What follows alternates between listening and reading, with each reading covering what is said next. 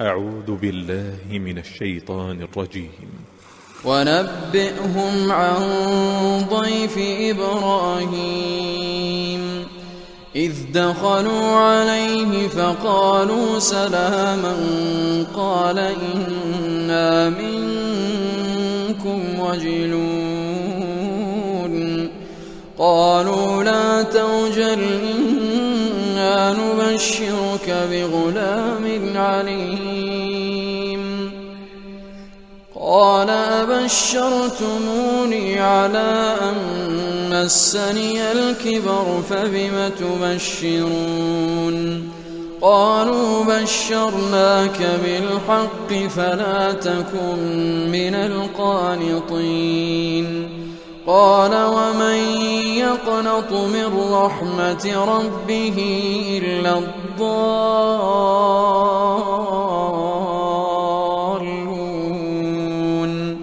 قال فما خطبكم أيها المرسلون قالوا إنا أرسلنا إلى قوم مجرمين إلا آل لوط إنا لمنجوهم أجمعين إلا امرأته قدرنا إنها لمن الغابرين فلما جاء آل لوط المرسلون قال إنكم قوم منكرون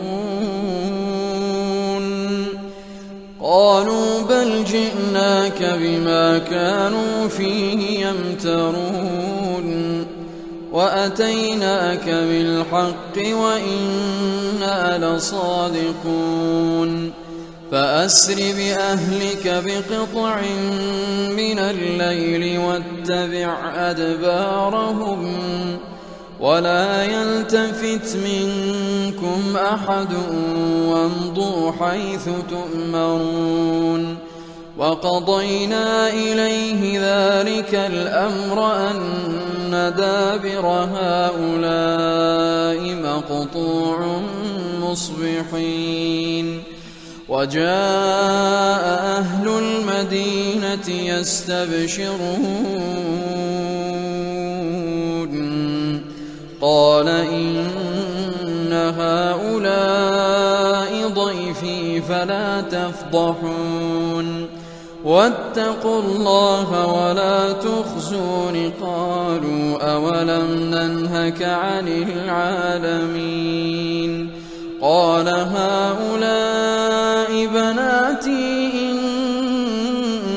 كنتم فاعلين لعمرك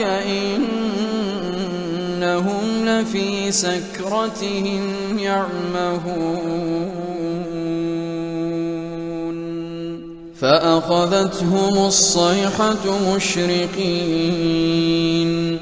فجعلنا عاليها سافلها وأمطرنا عليهم حجارة من سجيل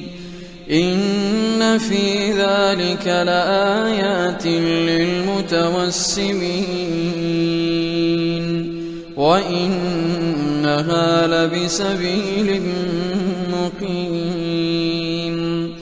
إن في ذلك لآية للمؤمنين وإن كان أصحاب الأيكة لظالمين فانتقمنا منهم وإنهما لبإمام مبين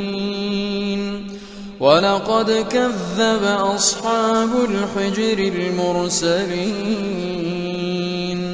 وآتيناهم آياتنا فكانوا عنها معرضين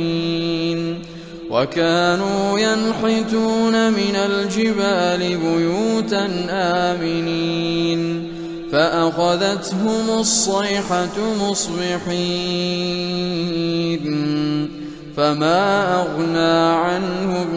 ما كانوا يكسبون وما خلقنا السماوات والأرض وما بينهما إلا بالحق وإن الساعة لآتية فاصفح الصفح الجميل إن ربك هو الخلاق العليم ولقد آتيناك 7 من المثاني والقرآن العظيم لا تمدن عينيك إلى ما متعنا به أزواجا منهم ولا تحزن عليهم واخفض جناحك للمؤمنين وقل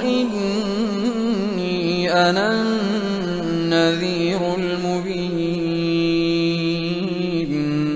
كما أنزلنا على المقتسمين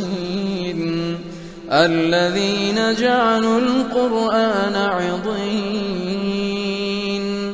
فوربك لنسألنهم أجمعين عما كانوا يعملون فاصدع بما تؤمر وأعرض عن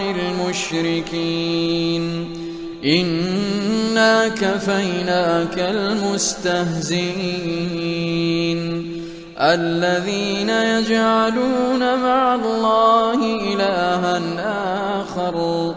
فسوف يعلمون ولقد نعلم أنك يضيق صدرك بما يقولون فسبح بحمد ربك وكن من الساجدين واعبد ربك حتى يأتيك اليقين تلاوات خاشعة